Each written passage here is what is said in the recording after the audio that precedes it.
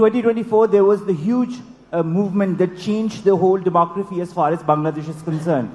Now that your party is in power, what would be your preference as far as working along with the youth of Bangladesh is concerned?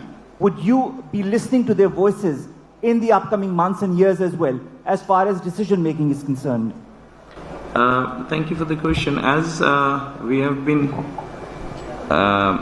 given the mandate by the people, naturally it's not only, of course, we'll